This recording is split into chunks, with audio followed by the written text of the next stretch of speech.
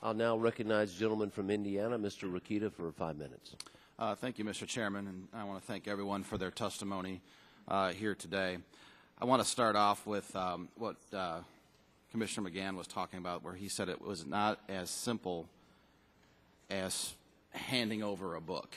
I want to make sure I understand your testimony the right way. Is that because no document exists, or is it because the discretion you and Commissioner Hunter and others talked about, you can't just hand over a book of these penalties? Which, if I could ask you a question, which document? Our hearing.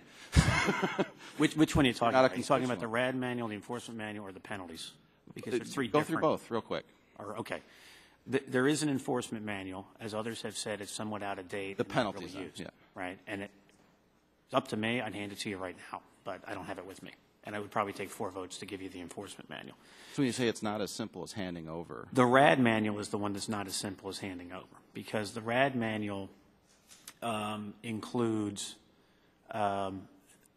essentially, part of it is directives to the staff that if there's an issue over a certain dollar amount, refer it to the commission. The commission wants to see it. Doesn't mean you've broken the law.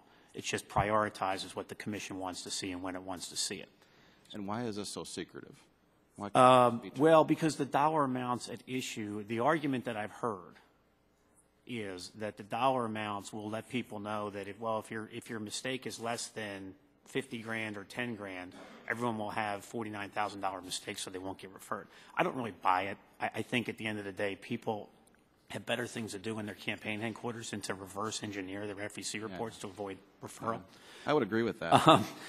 But there are other things in the RAD manual that I think are part of the enforcement process, and you get into a situation where there's the confidentiality of a specific enforcement matter, and there's also the protection that an agency has of enforcement priorities. Yeah, so right now it's all in one book. Let me respond to that. I used to run an agency, both an election agency and a securities agency. Sure. And so I understand the need to.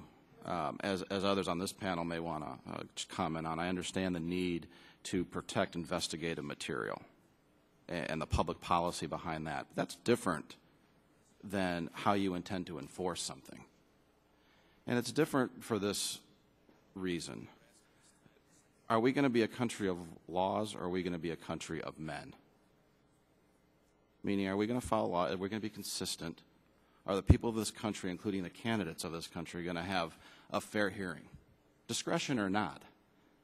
Or are we going to be a country of men, where discretion can be used, overused, and abused? This is especially important when you're talking about a bureaucracy that's unelected. It's ultimately important when we're talking about the business that each of you and your staffs are in, which is protecting a free and fair election.